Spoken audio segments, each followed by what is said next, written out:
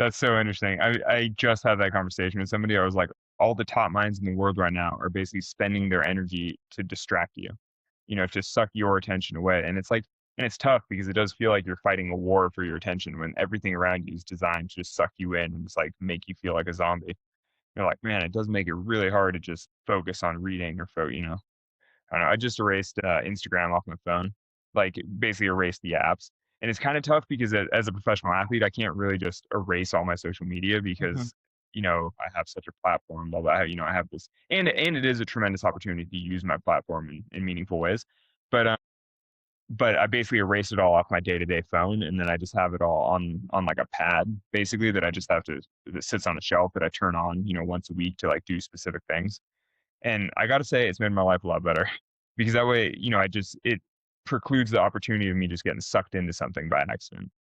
But actually, Absolutely. do you, I was like, I don't know how serious your podcast is, but do you want the real story of what precipitated the change? Freaking, do you use Instagram or Instagram? It started I use it a little bit, but it started a new Reels feature, which was basically their attack on TikTok. Just like an even more fast and like catchy thing. And in classic style, I went to like go to the bathroom. I'm sitting on the toilet. I'm like, what's this new thing? And then I get sucked in, and like 45 minutes later, I'm like, oh my god, my legs are numb. Where have I been? What's happened? And then I got up and was like, oh, and then erased Instagram and was like, I'm over it. It's like sometimes you just need the one really bad experience where you're like, what have I just done? Because you're like, man, in that 45 minutes, there's so many things I could do that actually matter for my life. But instead, it's like this nonstop stream of crazy videos and people dancing and like, over sexualized, weird, you're like, feel bad about this. And so that's what led me to be like, okay, this is too much. Like, even though I'm sort of required to post to the platforms, I'm just going to set it up so that I only engage with that like once a week, let's say.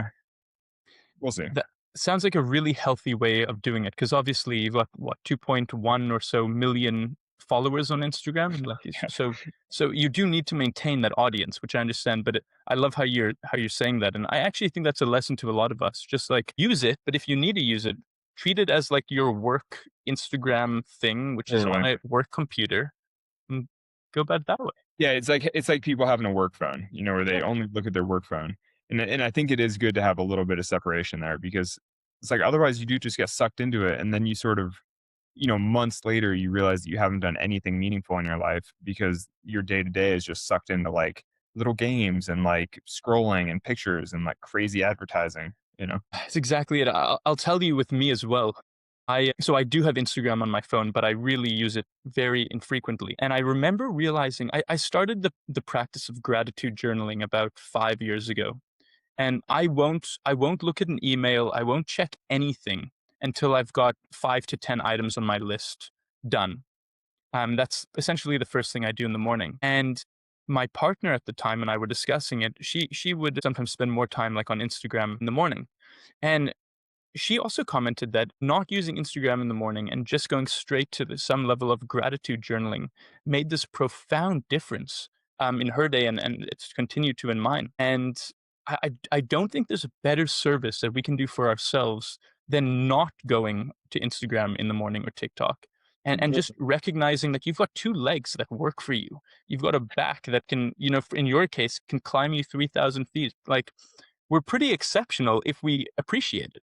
And if we actually use it, Yeah. because we can't also just lay in our bed, order food delivered right to our mouth, and just scroll indefinitely. It's like totally insane. Yeah. Didn't see the conversation going this way, but I love Yeah, it. yeah, exactly. Well, you just never know when you start talking about life where it's gonna take you. Yeah, it's true. Have you read any, like, George Orwell or Aldous Huxley?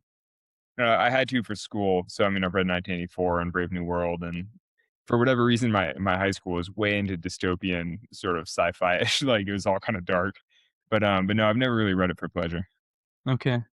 The reason I ask is because, like, just what we're talking about right now, you look at the news, you look at what presidents around the world are saying, you look at their alternative facts, and then you'll have individuals say, "We're living in an Orwellian society." And the more I think about it, the more that I think we're actually living in a Huxleyan society. And the reason I say this is because, and this is a quote from Neil Postman's "Amusing Ourselves to Death," but he says, "What what Orwell feared were those who would ban books. What Huxley feared was that there'd be no reason to ban a book, for there'd be no one who wanted to read one. Orwell feared the truth would be concealed from us.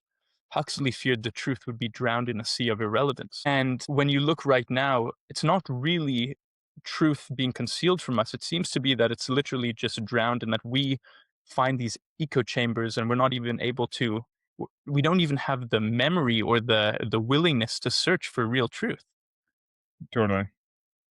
Like, that's deeply depressing, but it does ring very true. I'm like, "Whoa, heavy."